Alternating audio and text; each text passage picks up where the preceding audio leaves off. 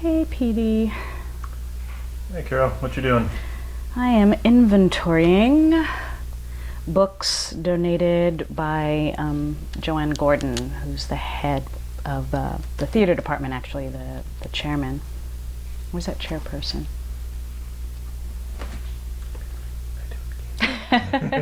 Ask me again. A lot of great books on theater history, acting, drama. So I'm trying to think of what might be of interest. I mean, this is kind of a combination resource material for their library, because I guess I don't know how extensive. I don't think they have a lot of books on the arts or theater, so I thought it might be a good idea to maybe contribute. So, if we're not there, if there's still an interest in continuing to find out more about theater or the arts, that at least they have some resources, they have some go-tos, and I think I'm going to learn more from them. I think you and I have talked about that. It's they have different experiences.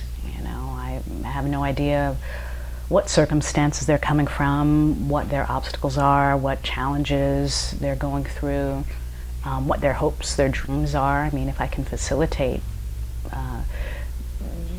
an opportunity to consider what else is possible, I'm hoping that's a positive thing.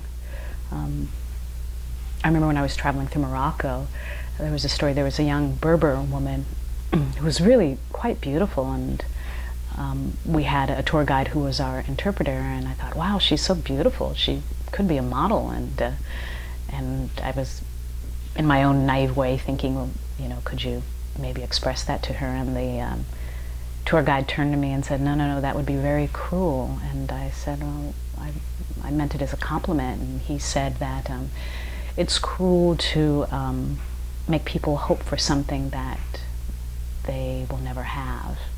And I guess that got me to thinking a little bit. I mean, in a lot of ways, in this country, in this culture, it's really about being optimistic, and our values are, if you work hard, if you study, and if you really can dream it and envision it and see it, then that's something that you can achieve. And I think we do need people with vision and dreams, because those are the things that propel us forward. And I think ultimately change comes because someone has a vision or an ideal or a deep passion and a deep desire.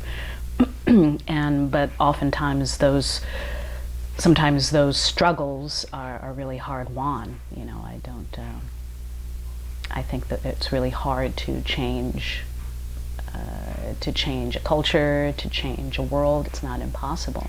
So I'm hoping that I'm not, maybe, I worry about it. I hope I'm not, giving anyone kind of a false sense of what's possible. No, yeah, I have no idea what to expect, but I'm looking forward to it. And, the experience is going to be, whatever they bring to it. The experience is always the group of people, whatever we all contribute to it. So, I'm just going to bring my heart to the experience and my enthusiasm for the work, and hopefully I can impart some skills to them that'll be useful for them in helping them to create stories. Margaret shared a script with me, and one of the scripts was about arranged marriages. So it's something that's kind of uppermost on these young women's minds, because I guess a number of them have arranged marriages waiting for them when they finish their education. I think, wow, that's going to be really challenging, for these young women. What's it going to be like to have gone to school, and you get this education, and you're considering all these possibilities, and yet your family and your culture and society are saying, okay, now it's time for you to come home and get married and have kids and resume your place in society. And I wonder how many women are going to come up against this, if they're going to acquiesce to it, or if they will have any opportunity to continue with their education or a profession that they're interested in. Or is this the beginning of a process of planting seeds? Or are these women going to? How are they going to be in their communities? Will they? I don't think there's any small impact. When you come back into a community, how is it going to be when you're raising children? How are you going to teach? Are you going to teach your children differently than perhaps your parents did? What values will you instill in them? What might your partnership with your mate be? How would that be different with your family, with your community? So, but I think education is going to be ultimately. I hope. I think that's the desire. I think that's part of the reason that this university is there. I think it's really a brilliant idea. To change kind of the world. Women are the foundation of cornerstone of every culture, really, on the planet. They're the ones we all come through. They're the ones that teach us about life. Our first impression of how it is to interact with another human being.